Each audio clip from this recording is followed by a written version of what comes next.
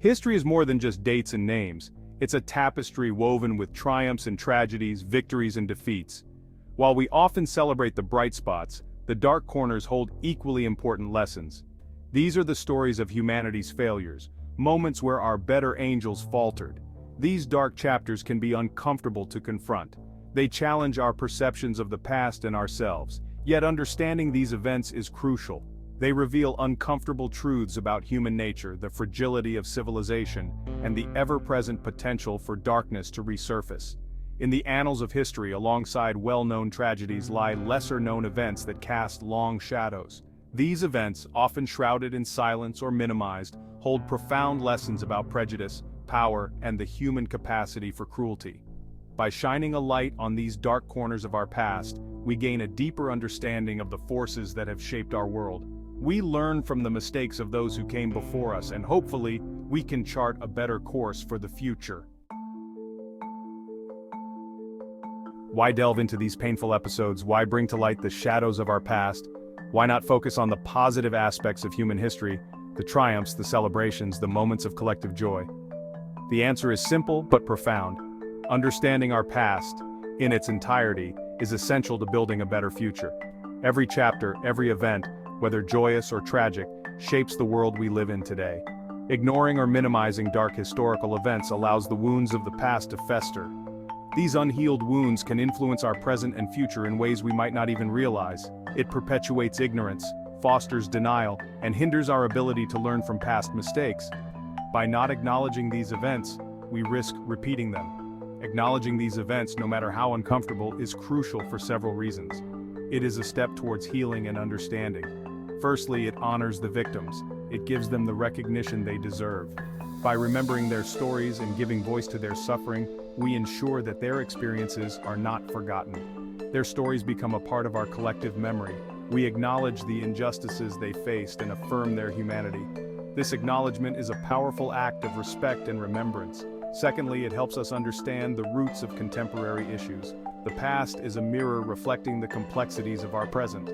Many of the challenges we face today, racism, intolerance, genocide, are rooted in historical events. These are not isolated incidents, but part of a larger historical context. By examining the past, we gain insights into the complex factors that contribute to these issues. We learn about the causes and effects, the triggers and consequences. Finally, and perhaps most importantly, confronting dark history is a call to action. It is a reminder that history is not just about the past, but also about the present and future. It reminds us that we are not immune to the forces of hatred, prejudice, and greed. These forces can resurface if we are not vigilant. It compels us to be vigilant in upholding justice, equality, and human dignity. By learning from our past, we can strive to create a more just and equitable world for future generations. In 1921, Tulsa, Oklahoma was home to a thriving African-American community known as Greenwood. This vibrant neighborhood, dubbed Black Wall Street, was a testament to Black entrepreneurship and resilience. But on May 31st and June 1st, Greenwood was decimated in one of the worst incidents of racial violence in American history, the Tulsa Race Massacre. The massacre was sparked by a confrontation between a young black man, Dick Rowland, and a white woman, Sarah Page, in an elevator. The details of the encounter remain unclear, but rumors quickly spread through Tulsa's white community, accusing Rowland of assault. Fueled by racial tensions and inflammatory reporting by local newspapers, a white mob descended upon Greenwood, intent on revenge. The mob, armed with guns and explosives, unleashed a wave of violence that shocked the nation. Black residents, caught off guard, were brutally attacked. Homes and businesses were looted and burned to the ground. The Greenwood district, once a symbol of black prosperity, was reduced to rubble. Section 4. The Tulsa Race Massacre, a community destroyed. The Tulsa Race Massacre resulted in a staggering loss of life and property, leaving an indelible mark on the city of Tulsa. While the exact number of casualties remains unknown, estimates range from hundreds to thousands of deaths, with the majority being African American. The sheer scale of the violence was unprecedented, and the community was left in shock and mourning. Thousands of black residents were left homeless, their livelihoods destroyed, families were torn apart, and the once thriving Greenwood district, known as Black Wall Street, was reduced to ashes. The massacre not only devastated the Greenwood community, but also left deep scars on the social fabric of Tulsa and the nation. The economic and emotional toll was immense, and the community struggled to rebuild amidst the ruins.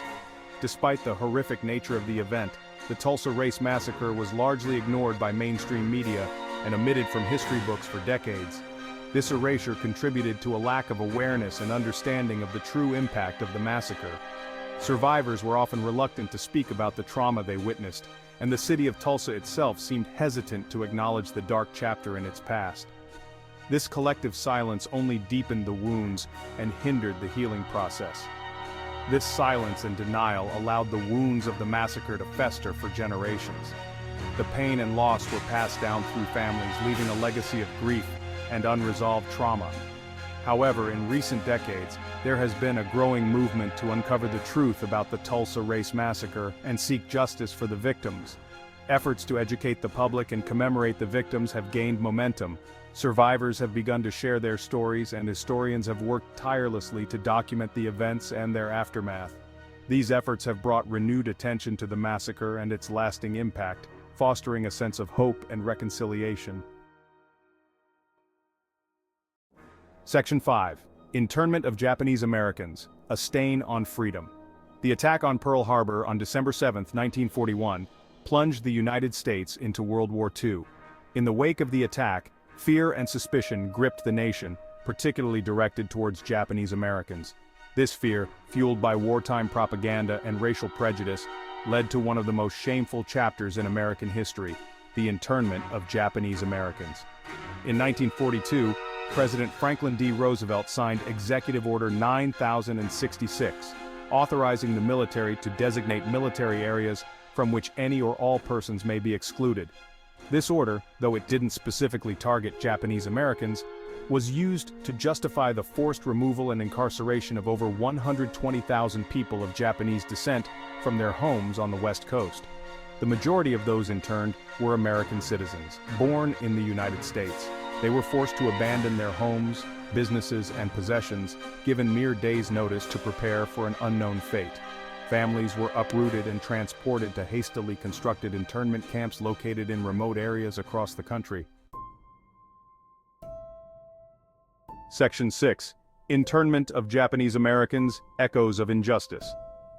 Life in the internment camps was harsh and restrictive, with families facing daily struggles to maintain their dignity and humanity. Families were housed in cramped, overcrowded barracks, where space was limited and personal privacy was almost non-existent. These barracks often lacked basic amenities like privacy and adequate heating, making the living conditions even more challenging, especially during harsh weather. The camps were surrounded by barbed wire fences and guard towers, constantly monitored by armed guards, creating a prison-like environment for innocent civilians who had committed no crime other than their heritage. Despite enduring these injustices, many Japanese Americans tried to maintain a sense of normalcy and community within the camps. They organized schools, churches, and social events, striving to create a semblance of life as they knew it, holding on to their cultural traditions and values. The internment of Japanese Americans was a grave injustice, a dark period in American history, a violation of their constitutional rights based solely on their ancestry, driven by wartime hysteria and racial prejudice. This dark chapter in American history serves as a stark reminder of the dangers of fear-mongering, racial prejudice, and the erosion of civil liberties in times of crisis. It highlights how easily rights can be stripped away when fear overrides justice. The legacy of internment continues to resonate today, serving as a powerful reminder of the past, a reminder of the fragility of freedom, and the importance of safeguarding the rights of all citizens, ensuring that such injustices are never repeated, regardless of their race or ethnicity. It calls for a commitment to equality and justice for all. It underscores the need for vigilance in upholding the principles of justice and equality, especially in the face of fear and uncertainty, reminding us to learn from history and protect the rights of every individual. Section 7. The Congo Free State, Greed and Brutality. In the heart of Africa, a dark chapter of colonial exploitation unfolded during the late 19th and early 20th centuries. The Congo Free State, a vast territory in Central Africa, became the personal fiefdom of King Leopold II of Belgium, who ruled with an iron fist and an insatiable thirst for wealth. Under Leopold's reign, the Congo Free State became synonymous with brutality and greed. Driven by the burgeoning demand for rubber, Leopold established a ruthless system of forced labor that resulted in the deaths of millions of Congolese people. The indigenous population was subjected to horrific abuses, as they were forced to harvest rubber, often under threat of violence and mutilation. Leopold's agents, driven by quotas and greed, employed barbaric methods to terrorize and control the Congolese people. Villages were raided and burned, men, women and children were held hostage, and acts of unspeakable cruelty were commonplace. The most notorious example of this brutality was the practice of severing hands, a gruesome tactic used to enforce rubber quotas and instill fear.